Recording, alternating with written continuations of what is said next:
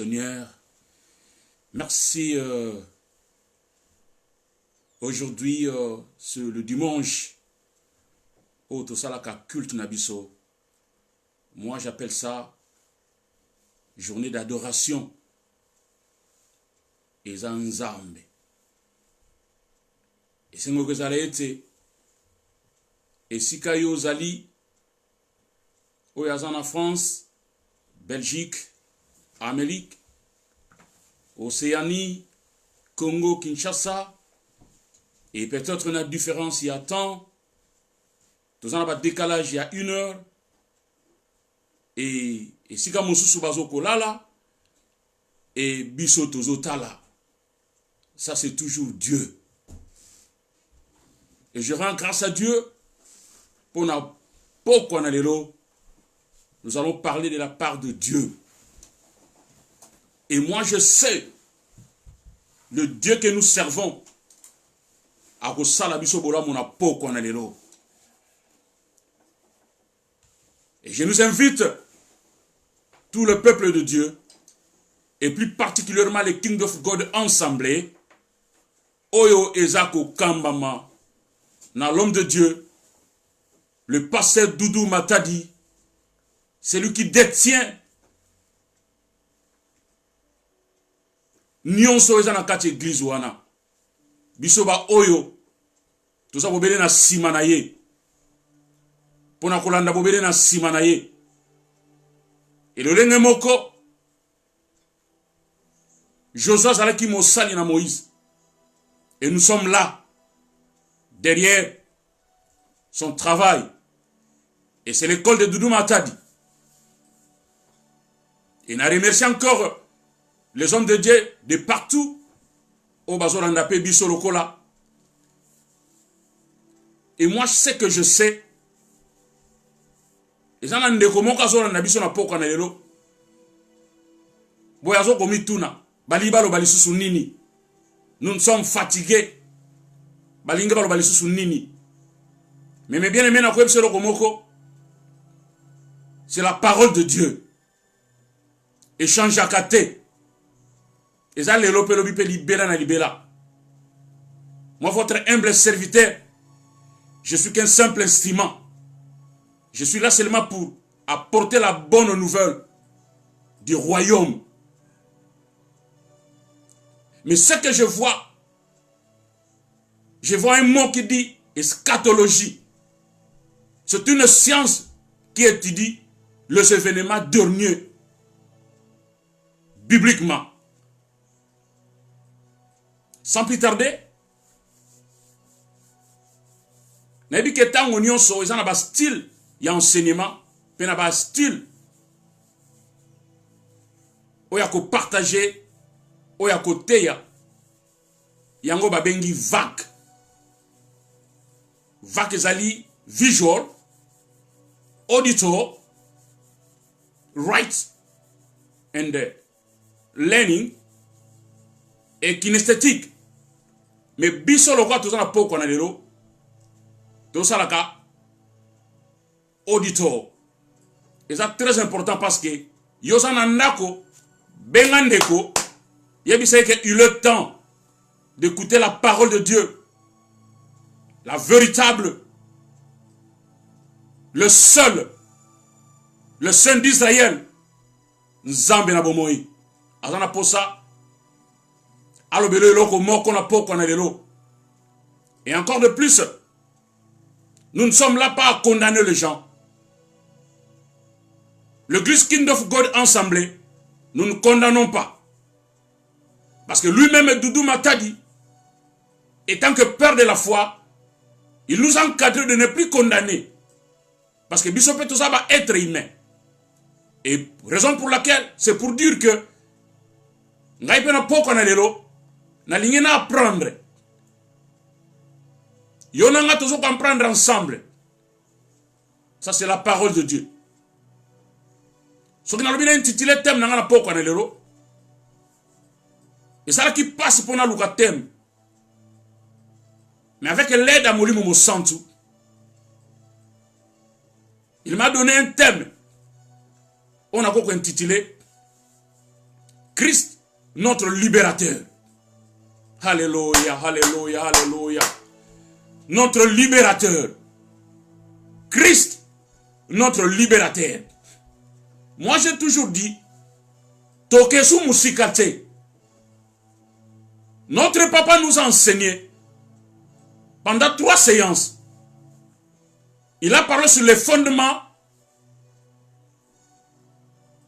sont renversés. Asuka kiwana kakate, akitaki directement, alors que ton règne vienne. Oh, il a parlé des choses. Il nous a parlé des choses. Ce qui osa kola na zoe so poko na lelo yakande kunangai. Zo téléphone benga loba été. Il est temps d'écouter la parole, la bonne nouvelle. La bonne nouvelle de Jésus-Christ de Nazareth. C'est lui qui est le décideur. C'est lui qui est le libérateur. C'est lui qui connaît tout. Tout ce que nous sommes en train de passer ce dernier temps. C'est lui. C'est lui qui détient la clé. C'est Jésus-Christ de Nazareth. Et Asuka Kawanate. Oh, je bénis Dieu. Il a aussi parlé. Protéger et délivrer l'esprit de la mort prématurée. Oh mon Dieu, mon roi. En même temps, dans le livre Ézéchiel 13, 19, il a parlé des choses. Il nous a fait voir comment les gens sont morts. Comment Badabazoko Koufa. Prématuré. Et ça qui t'en a ôté mon koufi. Après, si vous avez bit, peu importance. Comment qu'on approche pas une tata. Yon a poko na lelo. Nazongi kake pa papa loba qui était protégé et délivré. Et moi j'ai pris encore sous thème qui est Christ notre libérateur. Oh, mais bien aimé na kwa mselo komoko. Coronavirus ezali koria. Ezana motomoko. Ezana motomoko. Oya zake intouchable. Aza puissante. Mais Azali le tout puissant. C'est lui qui va décider. C'est lui qui va nous libérer. Mais il y a des principes que nous devons suivre. Il y a des principes. Orgueil spirituel ne paye pas. Oya zali kamboya monde. C'est ça que je disais, scatologie. La science qui étudie toutes choses bibliquement. Il y a un bien aimé dans le Seigneur. Sans plus tarder, nous allons lire les Écritures. Yo sana momesano ya kumemaka Biblia. Ya kuzaka na Biblia na kacha ndako na yo. Kuzaka na papier pe bic. Et je sais bien que c'est enseignement, mais juste la prédication. Yo nanga tous à la connecter. To bénéficier l'œuvre de Dieu. To bénéficier nzambe na bomoy. Oya kosala yo nanga bolamu na poko na lelo. Et je disais que thème nanga poko na lelo. Ezali, Christ notre libérateur. Christ notre libérateur. Le mot libérateur, Oezana Katuana. Avant on la libérer, c'est que tu étais l'esclave. Oh! Tu ne peux pas être libéré sans que ça qui est esclaveté. Donc tu dois être un esclave pour être libéré. Au ça la libéré, sans que ça qui est esclave. Oh, tu seras libéré. Et les Congos doivent être libérés. Le monde d'aujourd'hui doit être libéré. Il y a un seul décideur. Et nous savons que dans le monde, ils ont bateau ba décidaka. Ils ont bateau ba parole. Nous sommes les Africains et les Européens, les Américains, les Australiens, les Nakata Océanie, tous les continents. Ils ont bateau ba décidaka. Mais ce que nous voulons parler ce soir, c'est Dieu qui décide. Parce que pandémie comme il n'a pas qu'on est l'Europe dans Mokili Oyo, et ça est Mokili Mobimba. C'est le monde entier. Ils ont pour la école, ils ont pour la race. Ils sont européens, aux américains, aux noirs, aux rouges, aux mondélés. Nous sommes concernés. Parce que celui qui détient la clé, il voulait parler. Celui qui va nous libérer. Il est temps que Yonanga pousse n'est pas une tata, to changer mon isérénabiso, pour tenzamba kosala Yonanga bolamu. Et si que ça le lobby amen, Zongsananga loba amen makasi. Loba mène à solo. Loba mène bateau za la libérer. Loba amène. Nzambaza maram. Je nous amène à lire les Écritures. Tokena Luc, chapitre 19. Le verset 1er tina 10. Yo oza mo mesana ko salaka na Biblia na yo. Ezalaka malamu ko na Biblia ko vérifier l'écriture. Je vais lire quelques versets et on va continuer. Je lis au nom du Seigneur. Luc chapitre 19, le premier verset jusqu'à 10. Je lis. Jésus étant entré dans Jéricho, traversait la ville. Et voici un homme riche, appelé Zachée, chef de publicain, cherchait à voir qui était Jésus. Mais il ne pouvait y parvenir à cause de la foule, car il était de petite taille. Il y courut en avant et montant sur un sycomore pour le voir, parce qu'il devrait passer par là. Lorsque Jésus fit arriver à cet endroit, il lui leva les yeux et lui dit, Zachée, hâte-toi de descendre, car il faut que je demeure aujourd'hui dans ta maison. Zachée se hâta de descendre et le reçut avec joie. Voyant cela, tout murmurait et disait, il est allé loger chez un homme pécheur. Mais Zachée se tenant devant le Seigneur lui dit, voici Seigneur, je donne aux pauvres la moitié de mes biens, et si j'ai fait tort de quelque chose à quelqu'un, je lui rends les quadruples. Jésus lui dit, le salut est entré aujourd'hui dans cette maison, parce que celui est aussi un fils d'Abraham, car le Fils de l'homme est venu chercher et sauver ce qui est perdu. Oh! Acclamons le Seigneur, acclamons le Seigneur. Nous avons les mondes libérés à l'intérieur. Les mondes figurants à l'intérieur et cachés. Donc Zachée a été libéré parce que Jésus a dit, Jésus a parlé. Et sans plus tarder, nous allons encore lire un verset de l'Écriture. Cette fois-ci, nous allons partir maintenant à Jean 8. Jean chapitre 8. Jean chapitre 8. Jean chapitre 8. Jean chapitre 8. Et je vais lire le verset premier. Je commence le verset premier. Semier. Jésus s'est rendu à la montagne des Oliviers. Mais dès le matin, il alla de nouveau dans le temple. Et tout le peuple vint à lui. S'étant assis, il les enseignait.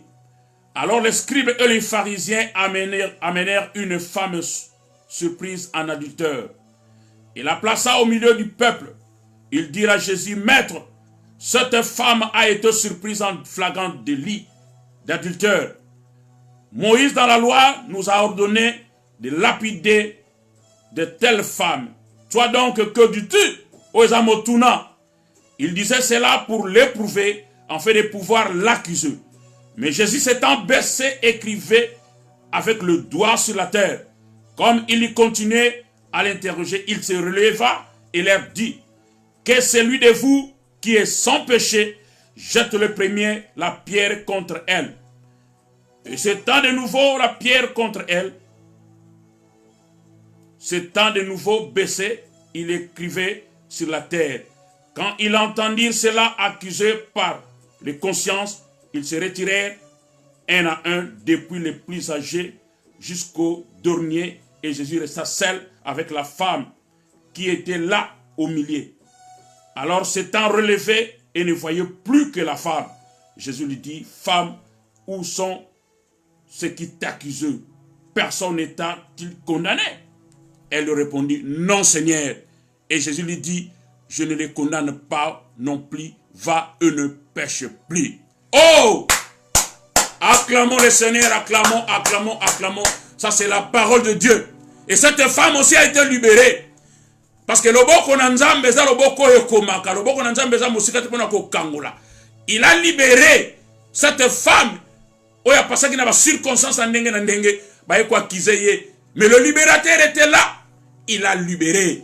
Et je disais, au commencement que tu ne peux pas être libéré si tu n'étais pas esclave. Donc il faut un esclave pour être libéré. Oh! Et je voulais définir quand même la libération. Le mot libéré. Libéré, c'est celui qui délivre. Un libérateur, c'est celui qui délivre. Au Kangama qui quelque part a été libéré. Et celui qui délivre, il doit avoir le pouvoir. Sans le pouvoir, à quoi délivrer, à quoi libérer. Oyo kaka libérer kamutu, yenda sa na pouvoir. Et nous savons ces derniers temps, le gens, oh bazo kangama, bato babimisaka bango, bato détenir pouvoir. Ce qui pouvoir est réalité, à quoi libérer. Ce sont les gens qui détiennent le pouvoir, oh baza capable ya ko libérer. Et n'a pas qu'on a les lots, n'a pas sa motomoko que il y a une seule personne, oh yaza capable à ko décider, oh yaza capable ya ko loba, oh yaza capable ya ko libérer, c'est le nom de Jésus-Christ de Nazareth. Acclamons, acclamons, acclamons. Dis alléluia, alléluia, alléluia. Le Dieu que nous servons, c'est un Dieu de miracle. Le Dieu que nous servons, c'est le guérisseur. Le Dieu que nous servons est le libérateur. Le Dieu que nous servons, c'est le bon berger. Je vais vous amener encore un verset de l'écriture avant de kende au-delà, to mata. Parce que nous allons monter selon le Saint-Esprit. Alléluia, alléluia. Nous allons encore lire Jean, chapitre 11, verset 14.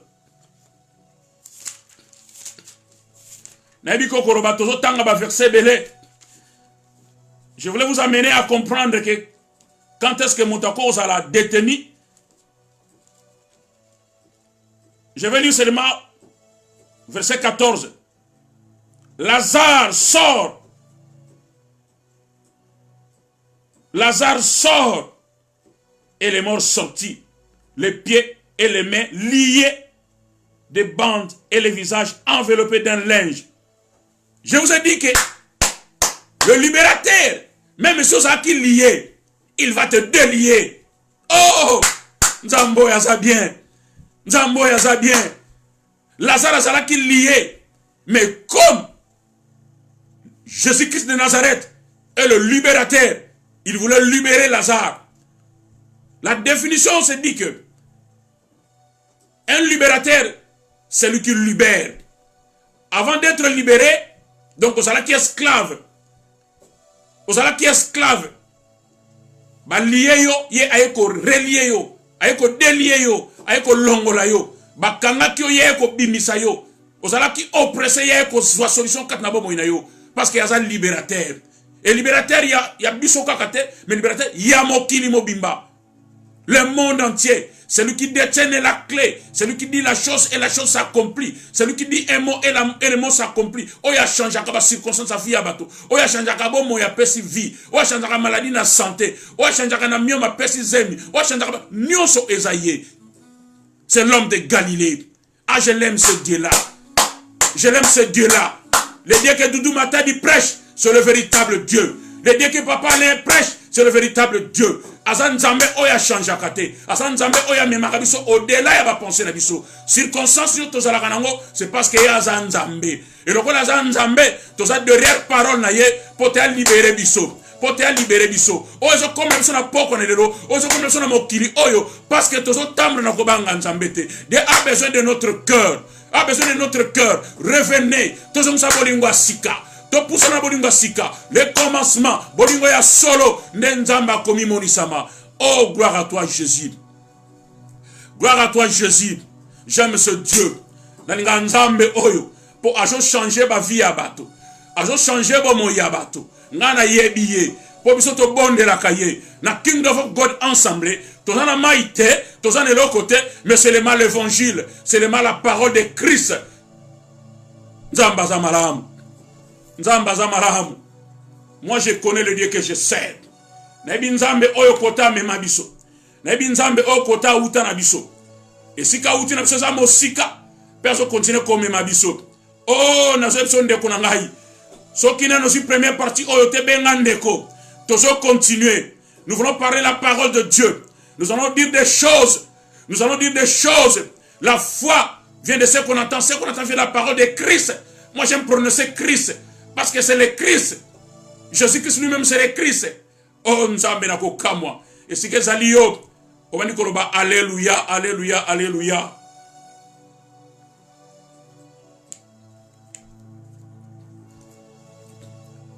Et j'avais dit que lorsque vous voulez être libéré, tu ne peux pas être libéré sauf que ça qui esclaveté.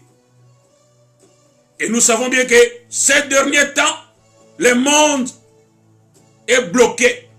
Tout le monde, nous sommes devenus des esclaves. Donc comme il va esclave, et ça n'a porte et entraité, et ça n'a porte et a sorti. Hey! Tous ça esclave. Tous ça esclave. Avant tous à la libérer, tous ça esclave. Avant que Jésus nous libère, tous ça esclave. Il y a une option de konangai. Esclave c'est qui? Esclave c'est quoi? Celui qui est privé de la liberté. Oh! Oh, il y a ça privé de la liberté. Yonangai, tozo talana, neko place aux alloso talangai. Yebisa daddy, yebisa mami, toka liloba nzambe, toza esclave, toza privé de la liberté. To yebi liberté tozo loba, to continue konora virus, ba bloquer biso, tozangi liberté. Oh, Yesu na zo na poko na lelo, na zo emso nzambo ya za bien, na zo nzambo ya za malamu, toza sous liberté parce que toza esclave, ba kangeli biso na bandako, toza na place ya kobimate. Mama yo kende ke salon, okende ko sala suki, okesu te pona nini parce que comme esclave, papa kende ko kata suki, okesu te pona nini parce que comme esclave, les enfants bazo kende sous classe te, ba kangami na ndako, les politiciens, les bâtonnons surtout, baza bloqué. Parce que le libérateur a la poste à l'oba. Mais avant à l'oba, il y a des principes.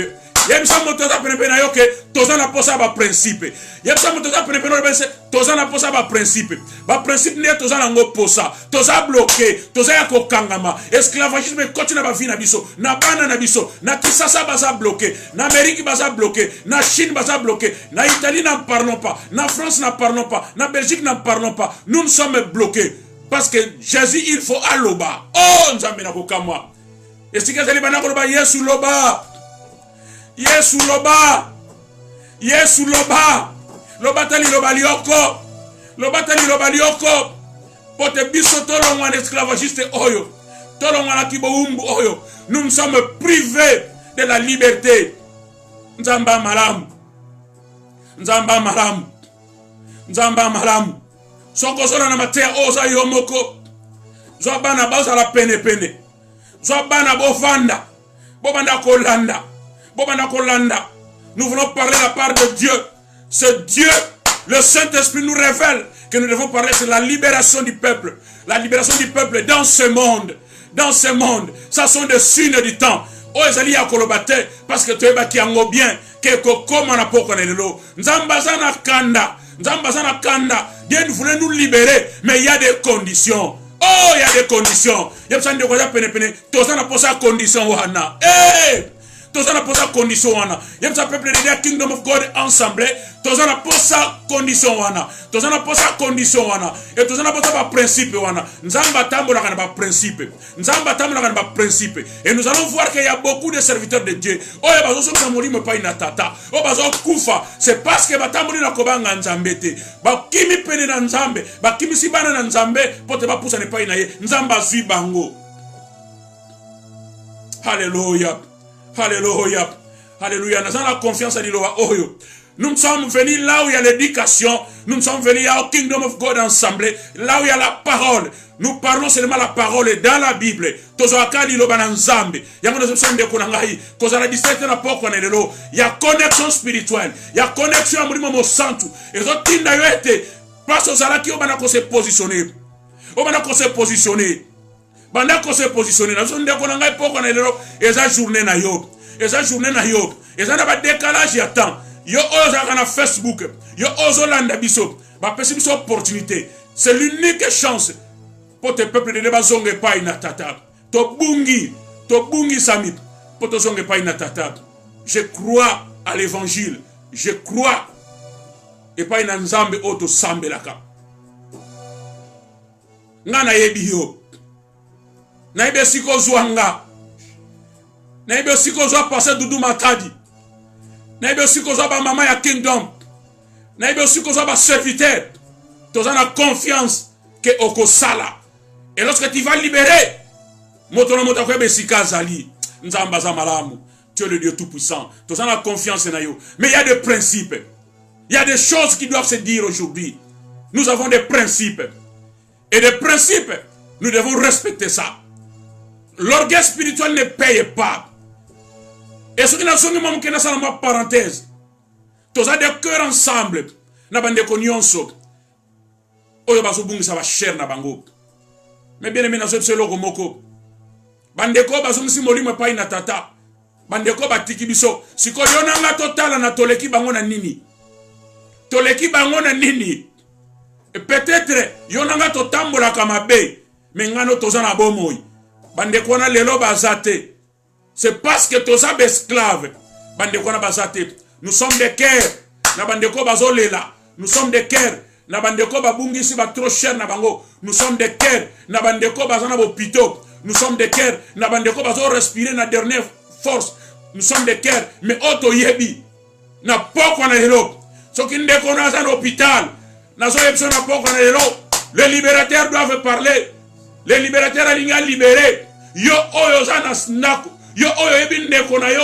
Azana hôpital. Azana ba circonstance mabe. Nazo ko annoncer la bonne nouvelle. Nazo yebiso que pour ça n'est pas un message oyo zali. Pour ça n'est pas un message oyo zali. Banda korobaete, nous voulons être libérés parce que nous sommes des esclaves. La connexion spirituelle est qu'on a connecté. Même un déconnant dans l'hôpital, même yo sate, barobi moto kendete, moto kotate, mais ngana ebisio, le bo kanzambe za mosikate, et za mokuse peut-être pour la kokangola. Et kokangola yo, loba amen.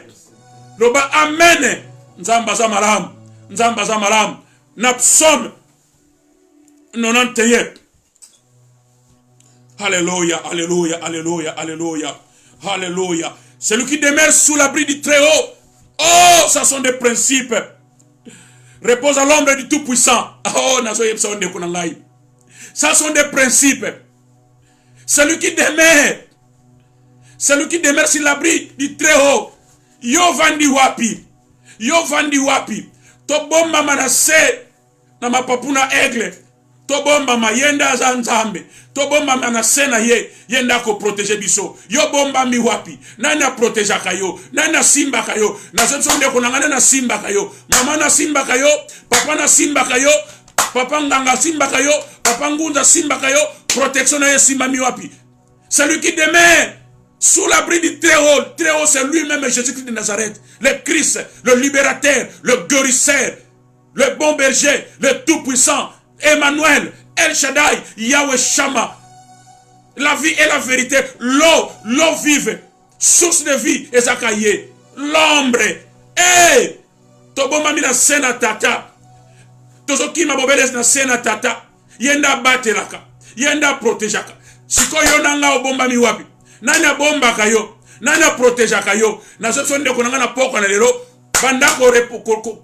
Bandako sosolete nana bomba kayo. Ngana sopso ke biso to bomba mange pa ina tata. Nous sommes protégés par ina tata. Biso to fande pa ina tata. Confiance na biso nous c'est pas ina tata. Biso to salaka ke pa ina tata. To kima ke pa imususute. Raison pour laquelle tous allons la libérer. Bien que nous sommes des esclaves dans le monde umbima, nous voulons être libérés. Ni ne pekisakayo, ni ne kangakayo, ni ne boisakayo salana sous l'abri du Très-Haut. Et pekise les anini, ni ne telemelakayo. Osagana poto me fine sana poto te. Ba penser les gens qui sasa. Mais tu vis ici. Nazo sande komo kwete. Yo kama te ya oyo. Eko sala yo bolam. Nazana confiance. Ba principe oyo soki okolandango nzambe na bomoi ako libere mokili oyo nzambe azana kanda azana posa to zonge pai na ye tozonge pai na ye. Tozonge pai na ye. Na psaume 34 lobiete. Les malheurs atteignent souvent les justes, mais l'Éternel en délivre. Hey! Au cause de l'Osamotomabe. Les malheurs atteignent souvent les justes. Et au banda ko bakeka na bali ko pusa na pa ina tata banda ko na ba problème. Faut ça na ba problème. Faut banda ko ça na ba problème. Parce que comme il est très dangereux. Comme il est très dangereux, tu te poses des questions. Mais moi j'ai pris pona nini kaka ngai banda na koma ko sambela. Pona nini kaka ngai. Les malheurs atteignent souvent les justes parce qu'on a cible, on a danger de mort. Et ça la préoccupation na yote. Et ça ligne. Parce qu'on a très dangereux. Tu n'es pas n'importe qui. Nous savons que c'est le peuple mis à part. Hey! Oh, nous sommes sur la maladie. Oh, kokuta yote. Parce qu'on a peuple mis à part. Nous sommes na bana na yo. Boza peuple mis à part. Na famille na yo. Boza peuple mis à part. Même lelo au bombien longi. Même lelo au sukoli maboko. Mais portable aussi na maboko na yo. Au sukoli yango combien de jours. Yo le koloso ken d'église. Le koloso ken mosala. Le koloso sala shopping. Au bombien longi na yo. Mais est-ce que portable na yo. Au bombien yango. Portable na yo. Au protégé yango. Na total iso que ce n'est pas ça. Mais lorsque vous êtes peuple mis à part. Hey! Nous sommes des comment était ça la peuple mis à part. Nous sommes un peuple mis à part. Qu'il pleuve, qu'il neige. Tous en a confiance à Tata. Tous en a confiance à Nzambe na bomoy. Tous en a confiance à Yesu Masia. Tous en a confiance à Yaoshama, Yaosha, Yamashia. Tous en a confiance na Yé. Parce que Yende azali loba. Puis azali le libérateur. Nous sommes un libérateur. Parce que Yangonde est important pour nous pour les lots. Mon libérateur. Yangonde et ça n'a power. Nous sommes des esclaves. To kangami na bandako. To vani na bandako. Tout ça n'a pas besoin de libérer. Tout ça n'a pas besoin de libérer. La Bible dit recommande ton sort à l'Éternel. Hey! Recommande ton sort à l'Éternel. Yonanga. To kimela kepa ya nani. Tu recommandes un problème, ce n'est pas une tata. Remède même ça sous que tu as dit. Total à Yesu. Total à Kulusu. Total à Kulusu. Ye ayebi nyonso. Ye ayebi nini asalaka. Ye ayebi solution na pesa. Na biso. Ça sont des principes. Yonanga tozabe esclave. Mokili oyo eza esclavagé na maboko na tata. Monde mobimba. Ezo pona école te, race te, mayele te, on a ça la kesika songolo, on a ça gouverneur, on a ça président, ezo pona te. Yonanga tope sa réponse. Nana kosa le lokaboy. Nana kosa le lokaboy. C'est lui le seul. Oyazo détenir pouvoir. Oyazo la force, les décideurs. Oyakoro baete à partir d'aujourd'hui c'est fini, c'est Jésus-Christ de Nazareth. On a beté Yesu maboko makasoro bi milolo. Yesu azana bomo. On est si que ça dit au telemi, au baniko sauté, au telemi baniko sauté, baniko robaete. Nous avons été libérés. Tous en a tous à la libérer parce que tous avons esclaves. Mais ils en ont pas condition. Yonange sengeli tolanda. Yonange sengeli tolanda. Yonange sengeli tolanda. Kanda na nzambe zali. Tozo banga su nzambe te. Tozo vivre na hypocrisie. Tozo vivre na orgueil. To comme esclave. Oh! Et loko yelingahi. Merci Saint-Esprit. Merci Saint-Esprit. Esclave. Un esclave. Azamoto akangami le loko moko boye. Et comme ça esclave. Un esclave. L'esclave du péché. L'esclave du péché chéri. Au fond d'un esclavagisme. Parce que, et comment péché na yo. Et comment péché chéri na yo. Vous êtes avec votre femme à la maison. Mais Yowana, bien que ta autre na ta mabe. Mais Yowana ozobo mama toujours. Ozobo zala kobo mama toujours. Na kobenga libanda. Pour na koyeba boza malamu. Ou bien boza malamu te. Et tandis que. Ozaka esclave. Ba esclave biso. Ba bombi biso. Mais yo bakisi oya yo. C'est l'esclave du péché. péché vanda na bomo ina yo. Péché oli kotika yangote. Péché oli kotika yangote. Mais avant que tous la libérer, faut to longwa esclavagiste. Il faut to longwa. Siko yonanga to bana komi tunana. Epekise les awapi. Ni ne pekisa kangai. Ni ne zo pekisa biso. Poto umela na irokoyo. L'esclave du péché. Vous êtes déjà plus âgés. Mais vous êtes derrière les filles. Vous êtes derrière les enfants. Vous appelez les filles. Bien qu'il y ait un temps, tous on attend ma bête. Tous on kangama. Tous on bloqué. Mais on continue comme ça la bafantir.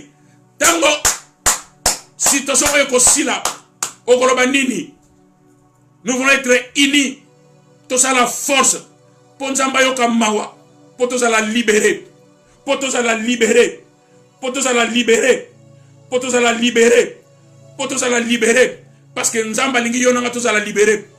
Nzamba lingi to continuer boy. Mais faut to longana na esclave oyo to sali. Parce que mo kili mo bimba to za yako kangama. Mo kili mo bimba to za yako bloqué. To za esika moko. Esika ko kima ezalité. To zo c'est là le décideur. Oh yes Masia. Le décideur. C'est lui qui détient la vie. Oyazana li loba yako loba. Oyazana li loba ko loba. L'homme de Dieu nous a parlé. Alors, nous sommes comme belé, protégés et réservés. Ma mort subite, ma mort prématurée, et zoya. Et ça t'en a yoté. Et ça t'en a yoté. Mais mort prématurée yé. Parce que tu comme mosika na tata. Tu comme mosika na tata na zone de konangai. Bola boleke belé. To zonge la bolingo ya solo. To zonge la bolingo ya liboso. To zonge pa ina tata. Dieu a besoin de notre cœur. Nous avons besoin de poser un cœur sincère. Tous on pas avec la sincérité. Il y a que ça la biso bolamu. Peut-être vivre la libération dans mon kilimobimba. Vous allez sentir que et lorsque oeza mabe et comme il m'a l'âme on a chrétien. Eh, je voulais parler quelque chose. Et lorsque oeza mabe mais ba chrétien comme il m'a l'âme. Eh, nana rebelo comme roboy. Et lorsque oeza mabe un chrétien, un marié mais azana deuxième femme libanda. Et lorsque oeza mabe na ba chrétien comme l'âme. Un chrétien oyazana mwasi na ndako mais azo sala masturbation na ndako. Un chrétien oyazana mwasi na ndako mais azo vivre via libanda. Un chrétien oyazana mwasi na ndako vie na yeza la azo dépendre na bataki sasa. Eh, je voulais parler à quelqu'un. Nous avons besoin de konangai ozana un esclave. Ozana un esclave. Ozana un esclave. Monokona yoro baka maloba mabe. Monokona yoro baka maloba mabe. Là on est en train de critiquer les hommes de Dieu. Vous êtes là en train de contribuer aux esclaves Yamalobawana. Aux esclaves Yamalobawana. Dans toutes choses, nous avons de tout le monde esclave. Mokili Mobimba, bloqué. Motakobi Mazate, nord, sud, est, ouest. Motakobi Mazate, comme pour dire qu'il est le Seigneur. Il est le Seigneur. Ce qui va ça là, on a Congo, on a trouvé ça pour les Congolais. Mais en monde, ils ont talaté, oh Donald Trump, oh Kingandi, oh Nani, tout le monde. Et cette maladie, ils ont touché Motonio surtout. Et ça, ils ont osé la nani et ont touché yo. Parce que Nzambazana Kanda, Nzambazana pour ça libérer le peuple naïe. Mais ça n'a pas condition. Oh yonange sengelito sala. Et ça n'a pas condition. Oh yonange sengelito remplir. Et ça n'a pas condition. Oh sengeli yonanga to sala. Pour te lelo, to ça la libérer. Le décideur, ça n'a pas ça loba. Azo pesa yonanga temps. Vous allez voir que dans le monde, bazo délibéré mwasi na mwasi, mobali na mobali, motona nyama, motona nzete, tozo kende wapi, nzambazana kanda, nzambazana kanda, ténèbres fandi, ténèbres sont régnés, signe de la bête et raison qu'on régnait, 666, et sont qu'on régnait, on a encore des scatologies, le signe du temps. Oh, ils ont régné. Ils ont enseigné tous à la prudence. Mais maintenant, la question se pose. Si aujourd'hui, Dieu nous fait grâce, nous avons grâce, Ngolu, à libérer Bisso, à décider de libérer Bisso. Yo côté le mawapi. Yo côté le mawapi. Et ngana zolo baboy na zolo na peuple mis à part. Et si yo pose li bana ko je suis un peuple part. Na za peuple mis à part. Ngana libota nga tout ça peuple mis à part. et y a nord, et y a sud, et quoi atteindre bisoté. Mais le roi Nzambe a décidé, tout le monde, as esclaves. Mais y a tous un peuple mis à part. Eh, bana kingdom, nous sommes sabino un peuple mis à part. Parce que bon, nimela Yesu, oh ya koufane kulusu, l'œuvre de la croix, oh là qui tout est accompli. Le roi tout est accompli, ça lit, tout à coup, oh l'homme de Dieu, le toujours tout à coup. Tout à coup, tout ça c'est là tout à coup, il y a Jésus. Tout ça c'est là tout à coup, il y a Jésus. Tout ça c'est là tout à coup, il y a Jésus. Mais bien aimé, ça yo zananda kona yo, ozana bana na yo, bana ko sa bana ke tout à coup, il y a Jésus soya. Bana ko sa tout à coup, il y a Jésus soya. Yo soka lobi alobaka. Soka be funga me funga maka. Soka be kange kangaka. Ni oto so mola. Ye ayebi yango. Il a la solution parce que celui le décideur. On ne se pas décidaka. Baza bangote. Nzamba memi soti na suka. Nzamba komi soti na suka. Pour te comprendre, il est le Seigneur. Pour te comprendre, il est le Dieu tout-puissant. Pour te comprendre, il est la solution. Na ba problème le solution, c'est lui la solution. Siko yonanga, tomi tunana, to ça l'examen de conscience. Ni ne zo pe ki sabiso to za la kaka esclave. Ni ne zo pe ki sabiso to ume la kaka na situation wana. Eza mosala, eza église, eza vi na yo, eza vi nanga, eza vi abana nanga. Péché chéri vana nanda kona yo. Oza esclave ya masanga. Na zo tsonde kona ngai. Yo oyo zalaka. Olo sala effort. Molonga ni na yo abima na mabe. Ozo poussa ye na mabe. Ozo poussa ye na mabe. Olo sala effort. Molonga ni na yo abima na misala mabe. Yo ozo ko poussa ye. Ozo ko poussa ye. Mobali na yo asa ko mena masanga. Lokola so ko mena masanga. Yo étant que l'homme de Dieu, lui étant que serviteur, étant que servante. Au lieu de la Nzambe, au longola ye, yo so sombe la ye, aux esclaves du péché. Aux esclaves du péché. Aux esclaves du péché. Parce que yo so contribué à péché na ye. Aux esclaves du péché. Avant que tu dois être libéré, faut longwa d'esclavagiste wana. Faut longwa ndako wana. Faut longwa na misala wana. Na kacha ndako na yo, ovande la miziki. Ovande la miziki. Et là, on se soit adoré Nzambe te. Et ça péché. Et là, on se soit adoré Nzambe te. Et ça péché. Le qu'on les demeuré na katanda qu'on a yo. Et ça péché. Tous les gens mort sibite. Tous les gens mort sibite. Moi na roba mingi zate. Yo nanga tous les gens. Tous les gens bakata ba réseaux sociaux. Yo nanga tous vivre. Tous les gens makambozo le kana mokili oyo. Tous vivre comment ba pandémie oyo so salama. Comment coronavirus oyo so ko régner. Tous les gens banani bazo kufa. Bato ba bengama ba kombo. Bato ba sala ba kombo. Les autres sont dans longoté. Nous sommes des cœurs avec eux. Et ça peut-être parce que biso dans l'équipe bango, mais parce que tant bango est coquille, la mort prématurée, il y a un memi bango. Yonanga, le cas toi peuple mis à part, to poussa n'est pas une tata, nzamba sala biso bolamu. Et si que ça le lobby au nom de Jésus, au nom de Jésus, au nom de Jésus. Yonanga to bana koloba, nzamba sala biso bolamu, nzamba sala biso bolamu. Bolamu nzambe. Bolamu nzambe. Bolamu nzambe échange akabafi ya bato. Bolamu nzambe et le côté qui on a qui sasa et même na poto. Bolamu nzambe. Ozala qui un bon serviteur tant vous qui na qui sasa bando koma awa o koma momeli masanga esclavage. Masumu lata nzoto. Oyoke lango sous sonité. Même vous voyez les hommes de Dieu, même vous voyez les serviteurs de Dieu et tala yote o sala o lingi. Et na kata ya WhatsApp na yo, na kata ba système na yo o sala ga makambo o banga so e lokote. O comme esclave ya WhatsApp. O comme esclave ya WhatsApp. O comme esclave ya Facebook. Facebook c'est pour de bonnes choses. Pour la bénédiction. Pour bénéficier yonangai. Mais to comme ko zongo loko la esika masano. Et comme loko le sika masano. O ko za tenir pe o lati o tiewana.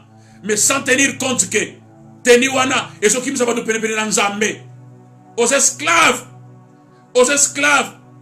c'est que nous devons savoir, un esclave, et ça comme tu na prison, loin de là, un esclave, et ça comme tu na prison, non, un esclave, au lieu que tambola ma coloté, kaka na voiture,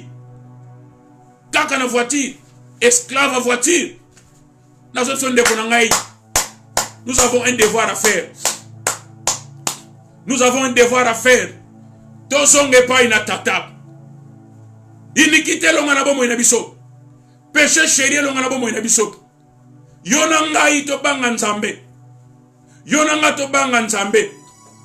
Yonanga to vivre na excellence. Yonanga to vivre toro ba ete nzamba za malamu. Toro ba ete nzamba sala biso boramu. Yango ndeko nanga na yenda linga mingi bakenda. Aye manga mingi bolamu na nzambe.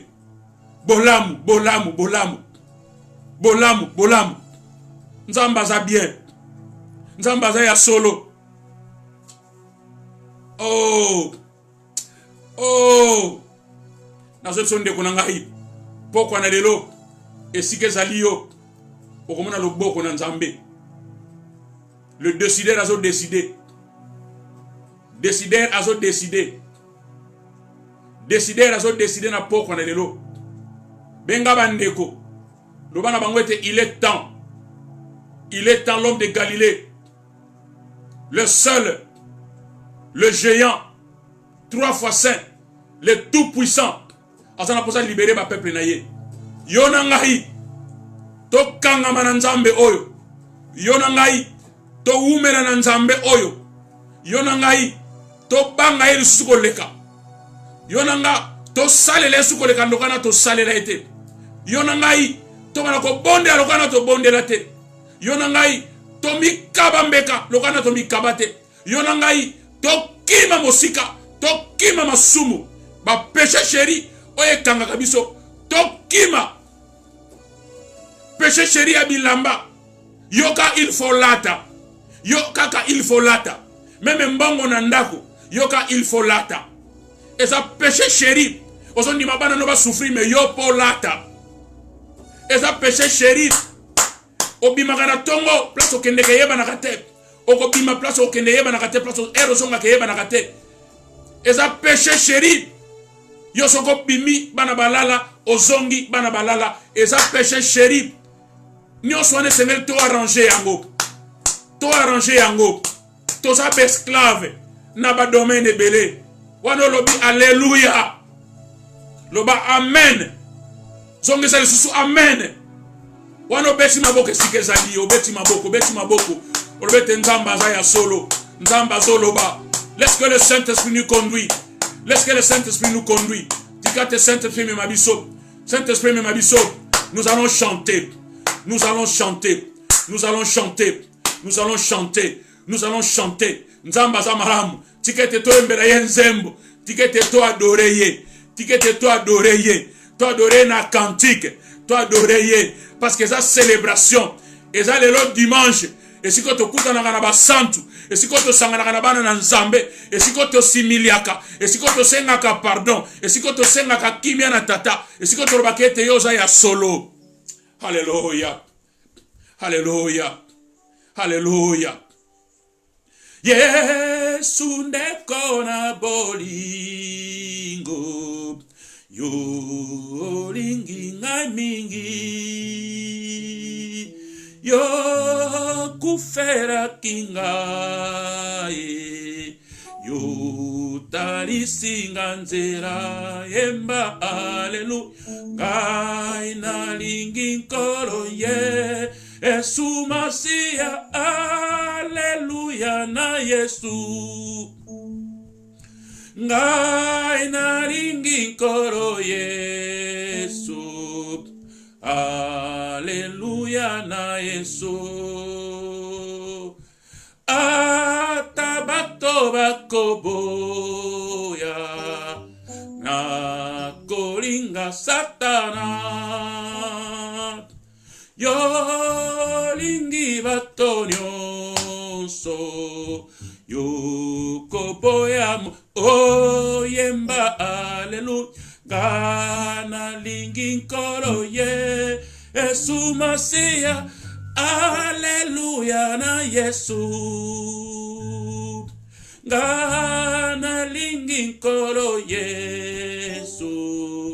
Alleluia na oh na yoka yo Yesue na yoka yo nayoka yo Yesue, nayoka.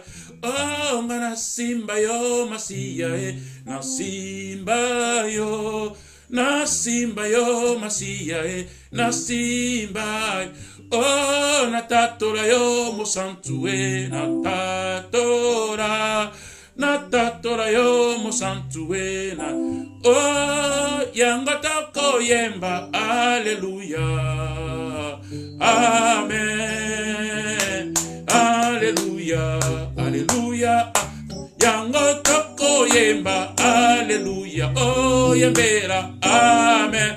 Oto yemba, Alléluia, Alléluia, yangotoko yemba, Alléluia, oh, Alléluia, Amen, oh, Alléluia, Alléluia, oh, ni Yesu, ni Yesu, ni Yesu, ni Yesu, ni Yesu, ni Yesu, oh, ni Yesu wa mapendo, ni Yesu, ni Yesu, ni Yesu, ni Yesu, oh, ni Yesu wa mapendo, ni Yesu, oh, yo, ni Yesu, ni Yesu, ni Yesu, oh, bakofinga biso pona nani, Alléluia, bisopeto kolemba teto koko bakaka, Alléluia, Amen, lokumu pona Yesue, Alléluia, Amen, lokumu pona Yesue, Alléluia, nanala pichere Alléluia, oh, na kosarera Masia, Alléluia, oh, Amen, lokumu pona Yesue, Alléluia, Amen, lokumu pona Yesue, Alléluia, nanala pichele Alléluia, oh, na kosarera Masia, Alléluia, Amen, lokumu pona Yesue, Alléluia, Amen, lokumu pona Yesue, Alléluia, oh, nanara pichele Alléluia, oh, na kosalera Masia, Alléluia, Amen, lokumu pona Yesue, Alléluia, hey, lokumu pona Yesue, Alléluia, yemba tamirele, Yesuni, atamirele, Yesu, atamirele, Yesu, atamirele, Yesu, atamirele,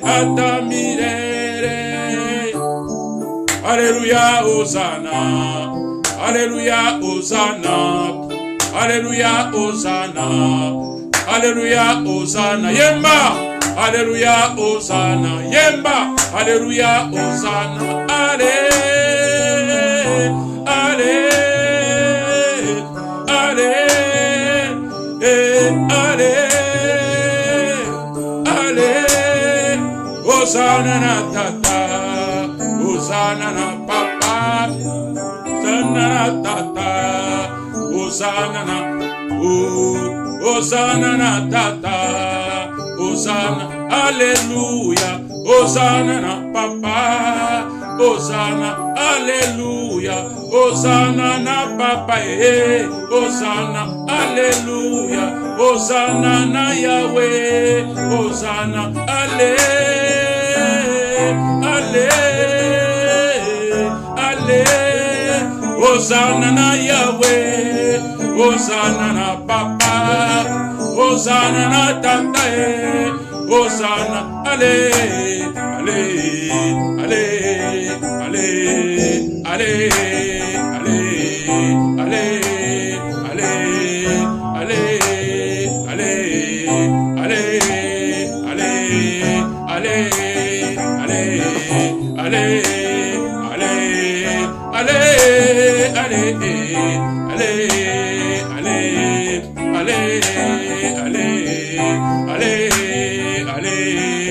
allez, allez, allez, yemba, yemba, yemba. Allez, allez, allez, allez, allez, allez, allez, allez, allez, Hosanna na papa, Hosanna na papa, Hosanna na Yeswe, Hosanna na papa, Hosanna na papa, Hosanna na papa, Hosanna na Yesu, Hosanna. Gloire à toi, gloire à toi, gloire à toi, gloire à toi. Tozo kende ver fena ya jumela biso to kende juste na suka. Tozo senga kaka ete yonanga tuti koyoka matea oyo. Liloba na Nzambe bimaka te e sala misala na yango te. Chaque fois liloba ntango bimaka ekutaka e sala misala na yango. Yonanga toza la connecter. La parole de Dieu soke bimi c'est pour la solution.